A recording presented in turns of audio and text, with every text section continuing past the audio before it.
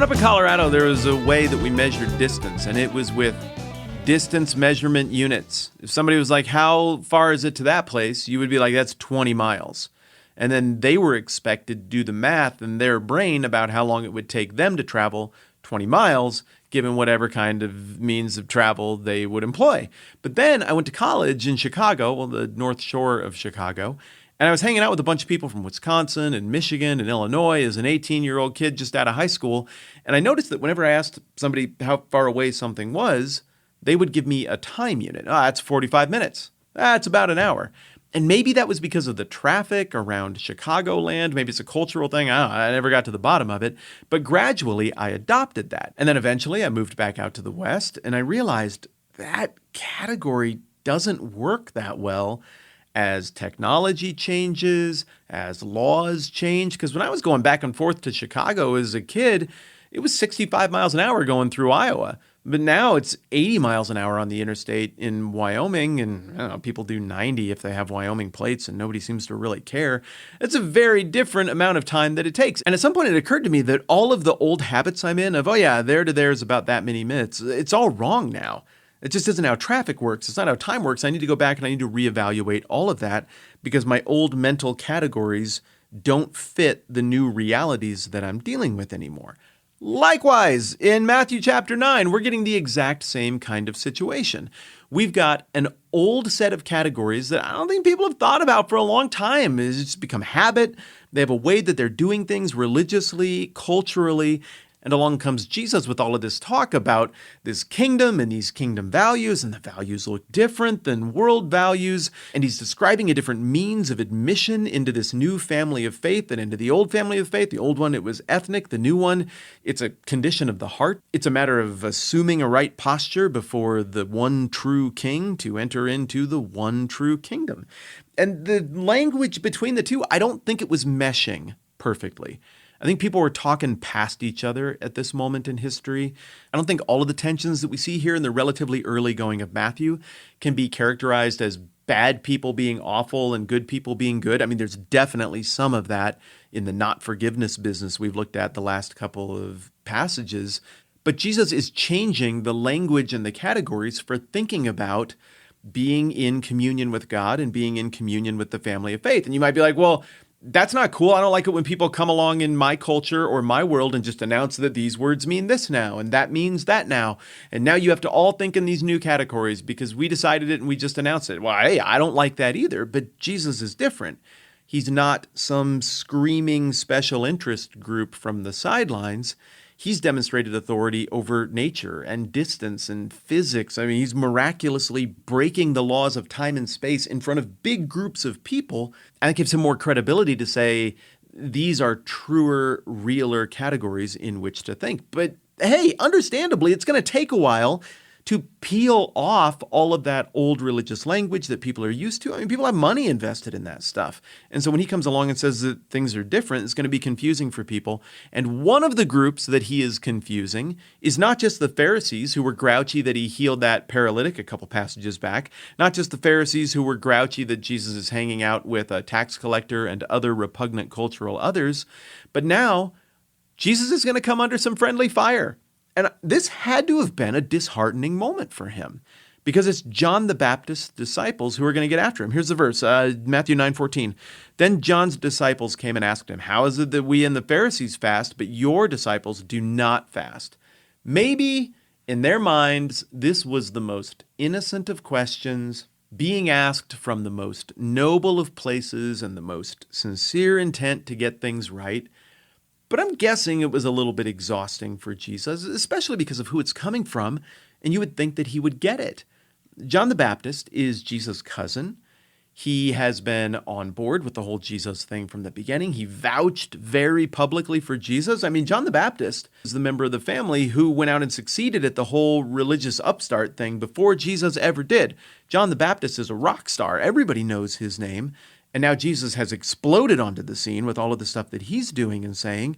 And he had this ally in John. Now, they don't hang out together. I don't think they're operating geographically out of the same neck of the woods. I think John is probably more down around the Dead Sea area, closer to Jerusalem, doing the wilderness thing. It looks like cult is too strong a word, but there's definitely a following, maybe not a messianic following, but people are drinking in his teaching.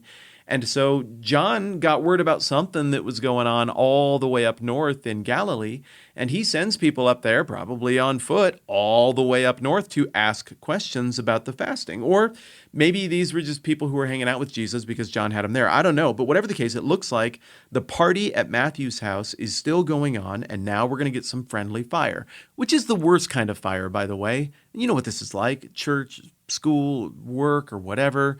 Coming from family, you got people getting after you at certain points in life, and it's kind of exhausting. But, you got these people who, they're with you, and they're in your camp, and then when they kind of get after you a little bit, or they just don't get what you're doing, it makes you feel tired. And so I feel for Jesus here, but he keeps it together, and he answers. How can the guests of the bridegroom mourn while he's with them? The time will come when the bridegroom will be taken from them, then they'll fast. So there's this theme that you're going to see that is really all over the Gospels. It comes up in Luke as well, of Jesus believing that the moment of him being here on earth is a really special thing, and that there is something uniquely blessed about getting to hang out with him.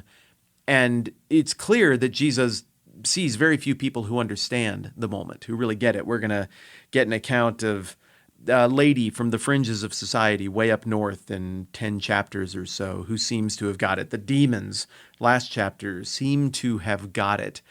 Peter eventually comes around and seems to get it, but the really understanding who he is in the moment that he's there seems to be very few and far between.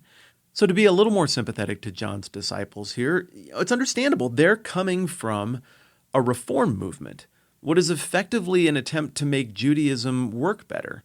And I guess you could argue that Jesus, in the grand scheme of things, could be categorized as a Jewish reformer, but I don't know. He didn't say in Matthew 5:17, don't think that I've come to abolish the law and the prophets. I haven't come to abolish them, but to reform them. He said, fulfill. Jesus isn't a reformer. He is the completion of the religion. He is the bump, bump to the religion's bump, ba-da-da-da. And that really is a different category. So again, here we run into the two different categories things, not just between people who will eventually become rivals, but between theoretical allies. And going all the way back to the stuff we were talking about at the beginning of our conversation here about thinking in terms of times and distances and realizing that your old categories maybe aren't relevant and don't work anymore, Jesus is going to take us even further down that road with the next analogy that he throws out, saying this: no one sews a patch of unshrunk cloth on an old garment, for the patch will pull away from the garment, making the tear worse. Neither do men pour new wine in old wineskins. If they do, the skins will burst, the wine will run out, and the wineskins will be ruined. No, they pour new wine into new wineskins, and both are preserved. Obviously, it's going to take a minute to break all of that stuff down. We're going to do that tomorrow. But Jesus has made two statements in response to the friendly fire question, why don't you do the religious stuff the way we've done the religious stuff in the past? And both of them are pointing out that we're functioning in two different sets of categories, and there's an exhortation here to abandon the flawed set of categories and instead to begin to function in the new, or maybe it would be better to say fulfilled categories that Christ is articulating about himself and about the kingdom. This is kind of one of those cliffhanger ones because we are cutting this in half, but we'll break down the wineskins, patches, and garments thing tomorrow. It can be a confusing turn of a phrase, but we'll try to unravel it and make sense of it more as we go along. Huge thank you on the way out the door to all of you who responded to my request to go and do some reviewing on iTunes or whatever podcast app you used last week.